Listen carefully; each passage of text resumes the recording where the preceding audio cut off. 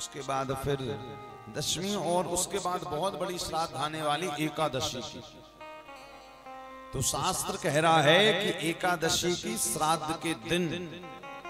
यदि आपने, जिनके घर में बहुत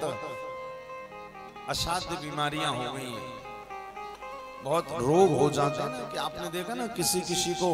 भगवान कष्ट के तौर पर रोग दे देता है, तो भगवान तो नहीं देते, उसके स्वयं के पुण्य के कारण, स्वयं के पाप के कारण व्यक्ति परेशान रहता है। किंतु पाप करते करते अब वो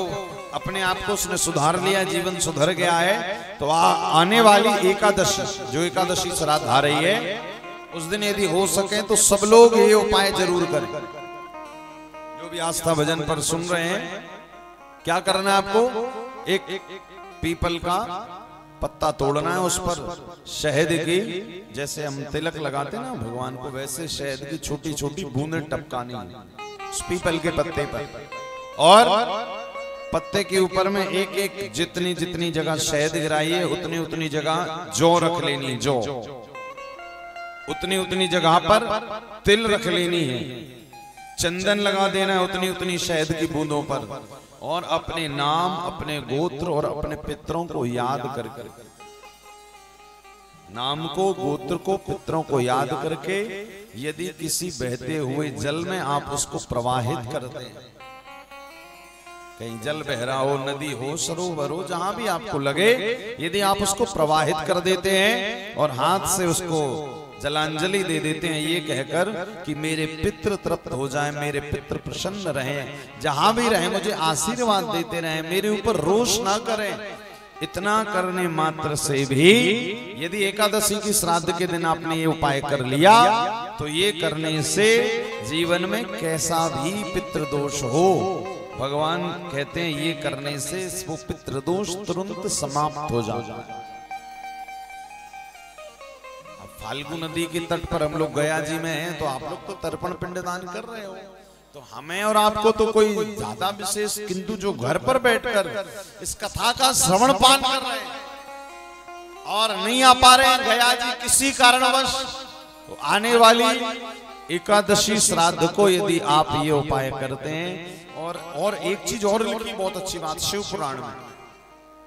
कि जिनके घर में असाध्य रोग लोगों को हो गए, बीमारियां, आपने देखा ना कई कई घरों में महाराज एक ना एक उठा तो दूसरा बीमार, दूसरा उठा तो पहला बीमार, सब बढ़िया है, तो पता लगा उनके घर में कोई मेहमान ही बीमार बन के आ गया, यानी ये घर में कहीं ना कहीं दोष की प्रवृत्ति है, दोष की आवृत्ति बार बार है, कि घर के लोग तो स्वस्थ हैं, पता चला कोई मेहमान आ गया, यानी आपका हॉस्पिटल से चक्कर खत्म नहीं हो रहा है, हर महीने आपका चक्कर हॉस्पिटल में लग रहा है, हर महीने आपका चक्कर डॉक्टर के यहाँ लग रहा है, आपके यहाँ 1000 10 हजार की दवाइयां आ रही हैं।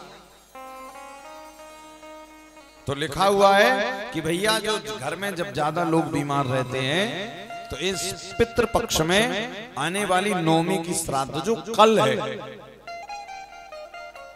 अष्टमी नवमी का स्पर्श आज है, किंतु कल पूर्णता नवमी है, तो नवमी के दिन क्या करना है आपको, घर वट का या पीपल का पत्ता, वट का पत्ता तोड़ना है, वट वृक्ष का, बरगद का पत्ता तोड़कर वट के पीपल पर जो भोजन आप श्राद्ध में घर में बनाते हैं, पूड़ी, खीर, मीठा इत्यादि, उसको रख करके और जाकर के या तो सरोवर में छोड़ दीजिए या पीपल के वृक्ष के नीचे रख दीजिए, बट के पत्ते को तोड़कर उसमें पुड़ी, खीर, सब्जी इत्यादि रखकर, जो आप घर में ब्राह्मणों को खिलाते हैं, ये रखकर, ये किस लिए है, यदि आपके घर में रोगी ज्यादा है, या आपका संबंध रोगियों से है, या आपका चक्कर हॉस्पिटल से छूट ही नहीं रहा है, तो ये सामग्री रखने के बाद इसको किसी सरोवर में प्रवाहित करें या पीपल के वृक्ष के नीचे इसको रख दें।